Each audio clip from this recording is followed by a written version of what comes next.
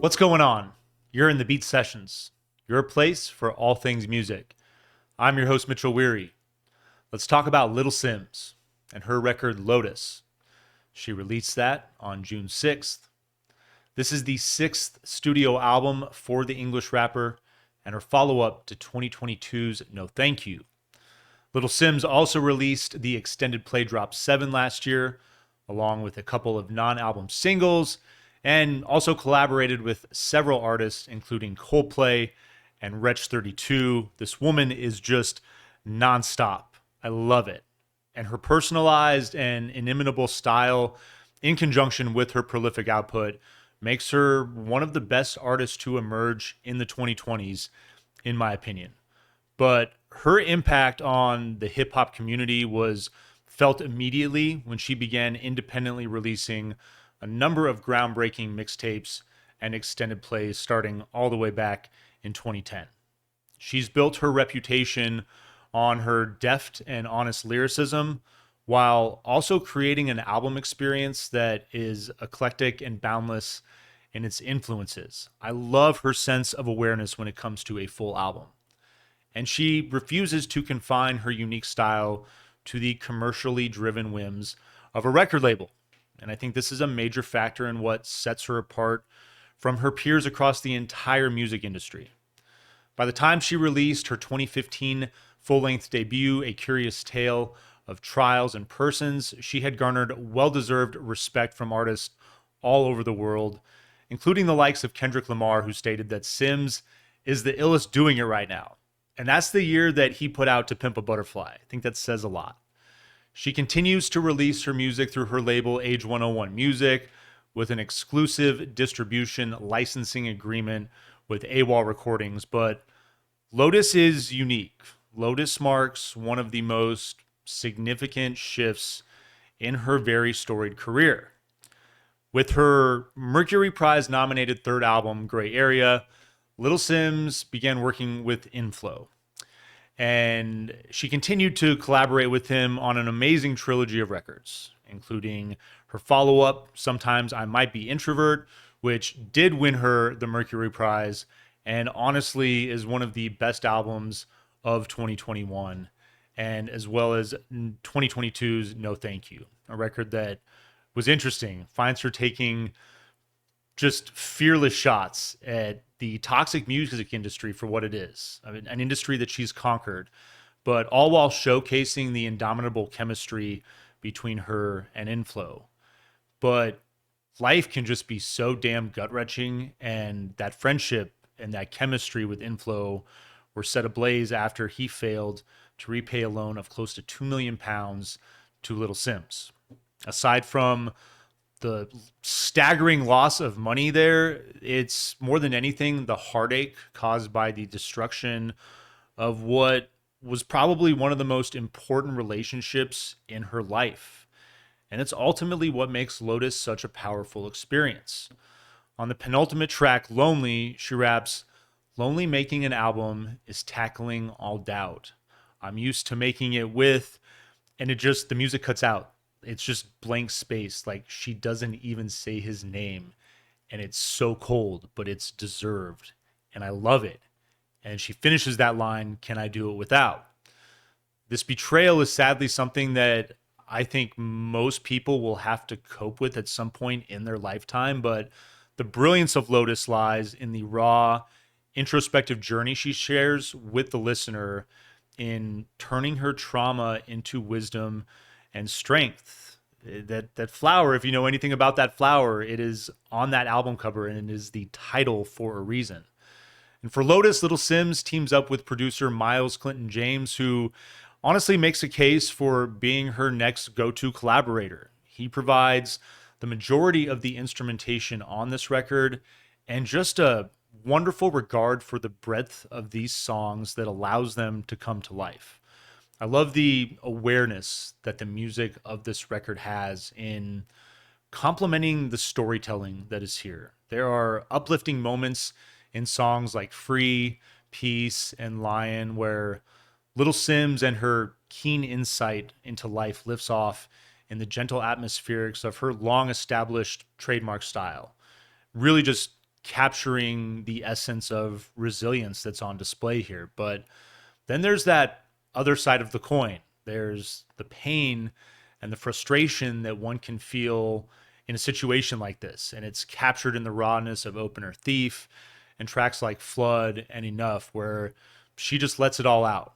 But what I love about her delivery on these tracks is that it's done in this composed state of calm that really allows her flow to just like exist in this really just wonderful state. And it's the difference between someone blowing up in a childlike manner versus the strength that one can demonstrate keeping their equanimity despite wanting to just go off the rails. And I think it's moments like this that truly make this record so much more powerful.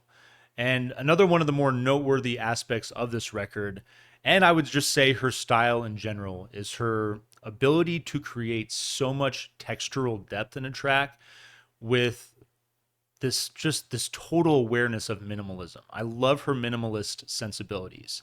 Her records have always been adventurous in their wide use of genres, but I also think that Miles seems to be helping her do more with less on Lotus, perpetuating her continued growth, this growth that she just continues to demonstrate, and which is what this album title ultimately alludes to. I think it's just brilliantly done. This track opens with Thief. It's going to start off with a great combination of thick bass that operates with kind of this nice strut and arpeggiated electric riff with this hollowed out twinkle and its island-like tone. I really like the tone on that guitar. That riff builds momentum to usher in Simz' vocals with the drums hitting right behind her. And she comes out blazing. Why do you steal? One of my favorite lines here. Why do you steal? Why do you spill blood and then go hide? Why do you take the rule book from people that hurt you and use it as a guide? Love that flow there. I'm lucky that I got out now. It's a shame though. I really feel sorry for your wife. One of my favorite lines as she continues through this just blazing fury. And I think that this really dials into the pain caused by betrayal. I'm trying to forgive myself. I don't need to forgive you so I can heal. I think it's the most powerful line in this track and on this record. I think a lot of us find fault in ourselves for the vulnerability we display with people like Inflow, and that's the biggest battle here. The track is percussion driven, remaining minimal in its other elements to let her vocals just take center stage, which they deserve. The track harbors frustration and disappointment in its reflective storytelling that unfolds with this hypnotic flow. I mean, this is just a freaking damn good song. The chorus takes an exciting rock and roll turn. I love that element to her style when she incorporates it, beginning with the clamorous hook Thief, the guitars, the strings, and the orchestration that crash in and out to heighten the intensity of this chorus are absolutely brilliant. The second verse, it builds in with these string textures that are just really nice. They enhance the unsettling nature of this song. And what I love about this album in general, but this song, there's great storytelling that's specific, but it's done in a way that's universal, that's relatable. I love the intensity of the coda and the shift to a mellow finish to match the opening of this track. Your second song is entitled Flood, featuring Obang Jair and Moonchild Sanelli. Just a great combination of features here. Thick driving bass and big stomping drums. Stays minimal with this sparse, ominous synth that flickers in and out, letting all of the vocal collaborators go to work on this one. I love the gentle melody of Obang Jair's contribution in the song's hook. His voice is just stunning. And then Moonchild, I love the way that she takes over in the coda of this song as well, really shining in that moment. Your third track is entitled Young, comes hot out the gate with upbeat percussion and funky bass to drive. I love her British accent, the way that it complements her flow. There's been some criticism of this, but I think it works incredibly well, and I don't think it seems contrived like some people say. I love the way it borders on recitative as well. This track is minimal funky punk with tiny bits of guitar that work in, along with call and response backing vocals.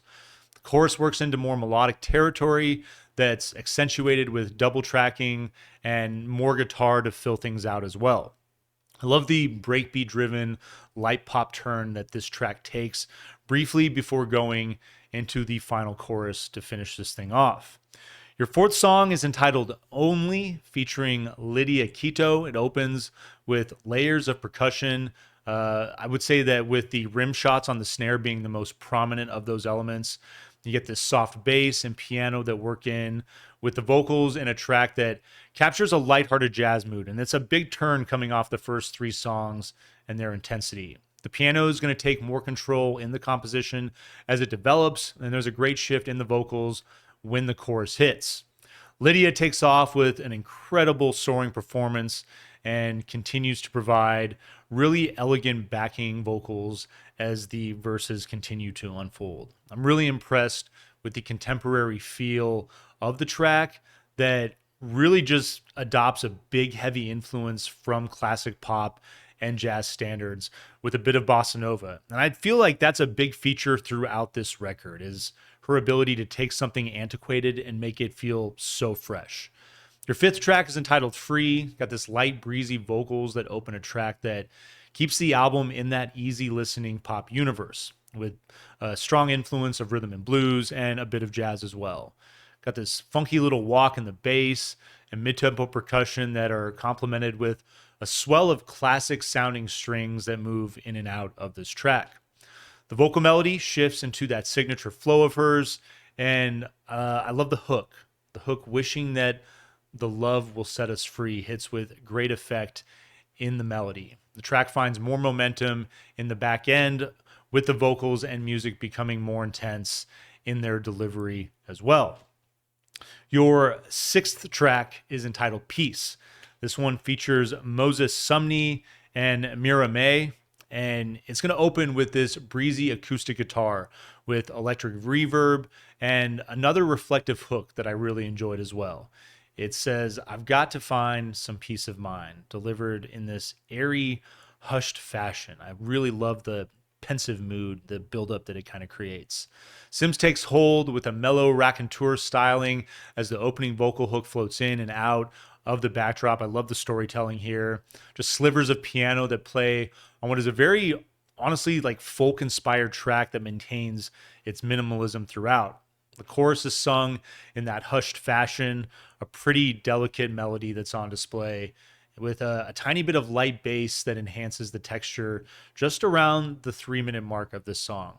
It's going to have more soulful harmonies that develop into the coda as it finishes. Your seventh song is entitled Hollow, opens with strings, woodwinds, and gentle synths. I really love the combination of instrumentation here that has this subtle psychedelic flair swimming around, like all the instruments that just swim around each other, and Simz delivering a recitative vocal that moves with solid flow.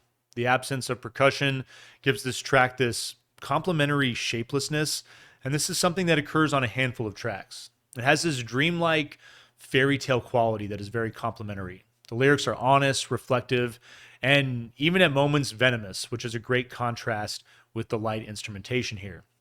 Your eighth track is entitled Lion, with Obang Jair coming back. I love him on this track. Opens with this light electric riff and lo-fi vocal that drops when Sim delivers the line, "Bet you never seen a young black woman so fly." Just this great Afrobeat element here, gentle percussion that sets that beat with the guitar that works back in. You get a touch of bass that walks in brilliantly. I love the timing on this, followed by some clicking block percussion and bits of saxophone as well that complement. Obang Jair takes over with a smooth falsetto before passing the baton to Simz, and the song just features a great mix of world, hip-hop, and jazz, one of my favorites on this record. Your ninth song is entitled Enough, featuring Yukimi Nagano from Little Dragon. Kicks in instantly with upbeat drums and playful vibraphone element that meanders around with some bass for a moment before finally settling into this really fun, funky, psychedelic groove. It's got a bit of a dark edge.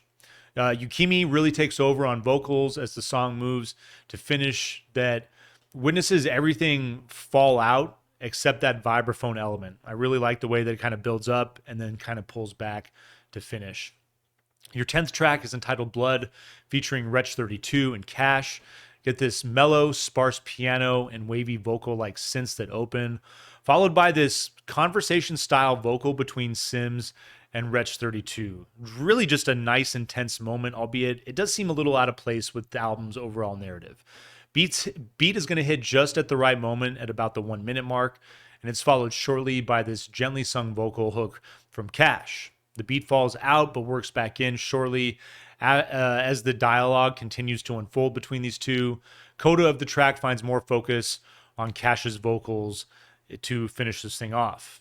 Your 11th track, another highlight, is entitled Lotus. Your title track features Michael Kiwanuka and Yusuf Days in this opener with lo-fi acapella vocals that kind of like are backed by the sound of a needle moving on a record. You get this stark piano that plays in as a sharp, icy synth fades in with breezy electric guitar.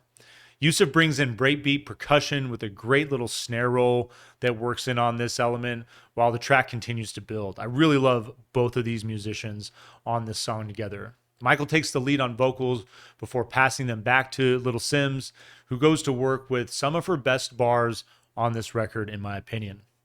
The music swells in the chorus with pop flair and with Michael taking the reins and the drums shifting to this driving rock and roll quality. I really love what Yusuf is doing there as well with that shift in the chorus. Simz opens the second verse with Michael taking over shortly after, moving into the second run of the chorus.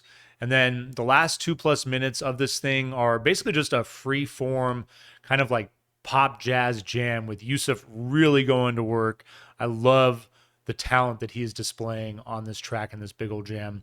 Your penultimate track, your 12th song, is entitled Lonely, opens with this sparse piano and drums that create this pensive, airy jazz number. The simple strum of an auto harp works in with Simz's velvety vocal flow, and then breezy electric guitar and layers of congas are going to work in shortly after as the song works into its chorus. The second verse features a swell of strings before shifting into the track's full-bodied form. And there's a bridge where the drums disappear briefly and then the strings take center stage. I love this moment on this song. Those drums do build back in with light guitar as the track works into a big classic pop arrangement to finish off. And then your final song is entitled Blue, and it features Sampha. It opens with this arpeggiated acoustic guitar and with light harmonies and a simple piano element as well. And then I love this unique spaghetti western style whistle that works in intermittently throughout this track. It really is just one of those little things that is so well done. Such a good example of why her songwriting is so good. And Sampha's vocals on the hook are powerful and spiritual as well. He maintains this wordless harmony as Sim continues through the track. And it's another one of those tracks that is very powerful in its formless nature. It stays brilliantly grounded with that rhythm guitar, but everything else is so airy and ethereal. And I think this is a fantastic way to close out a record. Pull that album cover back up again. I love that you get that darkness in the bottom. The Lotus grows out of it. And this last track, Blue, despite its title, feels like Little Simz finding that moment of peace, despite feeling an amalgamation of emotions, the anger, the sadness, the frustration, everything that goes along with the loss of a major friendship like this. There's that feeling of having digested all of that and being able to move on, to move forward. And not as the same person. I think that that's the biggest thing about a loss, whether it's that person passing on or whether it's no longer being involved with that person.